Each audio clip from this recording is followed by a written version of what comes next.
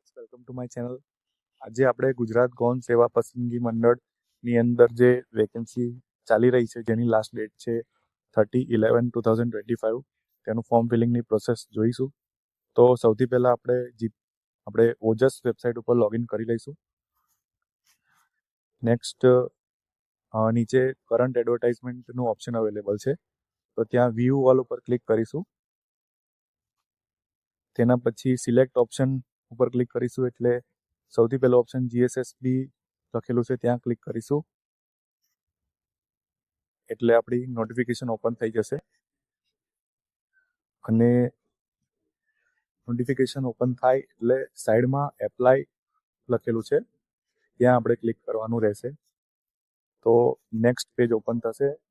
અહીંયા થોડી ડિટેલ્સ આપણને જાણવા મળશે કે કયા કયા ડિપાર્ટમેન્ટમાં વેકેન્સી છે, અને અહીંયા પણ એપ્લાય ઉપર જ ક્લિક કરીશું તો નેક્સ્ટ પેજ ઓપન થશે. એમાં આપણે OTR વાળો registration number, date of birth enter કરીશું અને એપ્લાય વિથ OTR ઉપર ક્લિક કરીશું એટલે આપણું ફોર્મ ઓપન થઈ જશે.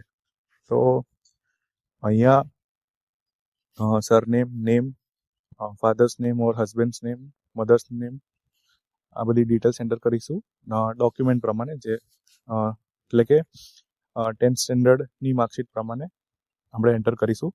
અને જેન્ડર છે, ડેટ ઓફ બર્થ છે, મેરિટલ સ્ટેટસ છે, કેટેગરી છે જેમ કે જનરલ, SCBC, અને રીસિલેક્ટ જેન્ડરનો ઓપ્શન અવેલેબલ છે. તો આ બધી ડિટેલ્સ ફિલ કરી લેશું. તેના પછી નેક્સ્ટ, જો કઈ કેટેગરીમાં તમે બિલોંગ કરતા હોય તો તેનો કાસ્ટ સર્ટિફિકેટ નંબર, તેની ડેટ, કયા દિવસે આપણે કઢાયેલું છે, પછી કયા સ્ટેટમાંથી કઢાયેલું છે, નોન ક્રિમિનલ સર્ટિફિકેટ જો એપ્લિકેબલ હોય તો તેની ડેટ, અને કયા ઓફિસરે આપેલું છે તો તેની ડિટેલ્સ આપણે એન્ટર કરીશું. અને તેના પછી નીચે present address, house number, society હોય તો સોસાયટી, કોઈ વિલેજ હોય તો વિલેજ, સ્ટેટ, ડિસ્ટ્રિક્ટ, તાલુકો અને પિનકોડ નંબર એન્ટર કરીશું. તેમજ નેક્સ્ટ નીચે પરમેનન્ટ એડ્રેસ જો સેમ હોય તો સેમ જ એન્ટર કરીશું, અને કોઈ અલગ હોય તો અલગ એન્ટર કરી લેશું.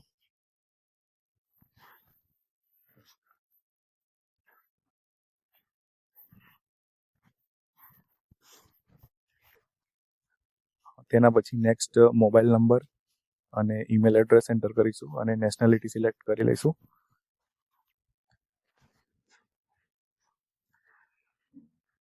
નેક્સ્ટ સ્ટેપ છે, જો કોઈ સ્પોર્ટ્સમાં આપણે પાર્ટિસિપેટ કરેલું હોય અને તેનું સર્ટિફિકેટ આપણી જોડે હોય, જેમ કે નેશનલ, સ્ટેટ લેવલ, એક્સેટ્રા, અને તેના પછી નીચે ડિસેબિલિટીનું ઓપ્શન અવેલેબલ છે અને તેનું પણ કોઈ સર્ટિફિકેટ હોય તો આપણે ડિટેલ્સ એન્ટર કરવાની રહેશે. અને બેઝિક નોલેજ ઓફ કોમ્પ્યુટર, તો 12th સ્ટેન્ડર્ડ, કોલેજ અને CCC કોર્સ કરેલો હોય, ઓર કે ગવર્મેન્ટ રૂલ્સ પ્રમાણે જે કંઈ બી એલિજિબિલિટી પ્રમાણે આપણે કોર્સ કરેલો હોય તો તેની ડિટેલ્સ એન્ટર કરી શકીએ છીએ. એના પછી જો કોઈ એક્સ સર્વિસમેન હોય અને તો તેની ડિટેલ્સ એન્ટર કરવાની રહેશે. અને તેની નીચે currently working as a Gujarat state government employ, તો ગુજરાત સ્ટેટમાં જો કામ કરતા હોય એઝ અ ગવર્મેન્ટ એમ્પ્લોય તો તેની ડિટેલ્સ પણ આપણે નેક્સ્ટ એન્ટર કરવાની રહેશે. તેના પછી લેંગ્વેજ છે, તો કઈ લેંગ્વેજ આપણને આવડે છે, કઈ બોલી શકીએ છીએ, લખી શકીએ છીએ અને વાંચી શકીએ છીએ, તો આ બધી ડિટેલ્સ આપણે એન્ટર કરવાની રહેશે. તેના પછી નીચે એજ્યુકેશનલ ડિટેલ્સ, કે કયા સ્ટ્રીમમાંથી ગ્રેજ્યુએશન પાસ આઉટ કરેલું છે, તેના પર્સન્ટેજ, ક્લાસ, કયું બોર્ડ છે, કયું વર્ષ છે, અને સ્ટેટ અને નંબર ઓફ ટ્રાયલ્સ. તો આ બધી ડિટેલ્સ એન્ટર કર્યા પછી નીચે એક ડાયલોગ બોક્સ આપેલું છે ત્યાં ક્લિક કરીશું અને યસ ઉપર ક્લિક કરીશું. તેના પછી આપણે એપ્લિકેશનને સેવ કરી લઈશું. તો ફ્રેન્ડ, સેવ કર્યા પહેલાં આપણે એકવાર બધી ડિટેલ્સ ચેક કરવી જરૂરી છે, તો એકવાર વેરીફાઈ કરી લેજો. અને તેના પછી સેવ કરીશું એટલે આપણું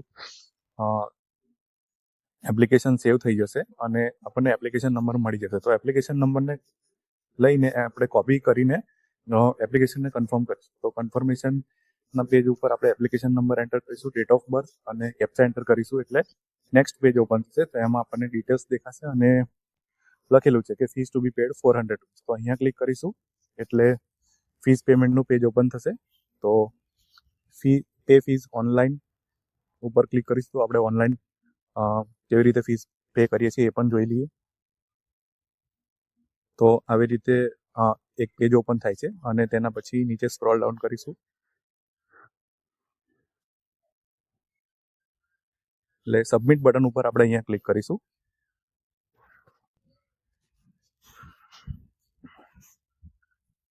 તો નેક્સ્ટ આ રીતે ઇન્ટરફેસ ઓપન થશે અને અહીંયા અલગ અલગ ઓપ્શન અવેલેબલ છે, જેમ કે credit card, debit card, UPI option છે. તો અહીંયા યુપીઆઈ પેમેન્ટ આપણે સિલેક્ટ કરી લઈએ. હાલ કેવી રીતે યુપીઆઈથી પેમેન્ટ કરીએ.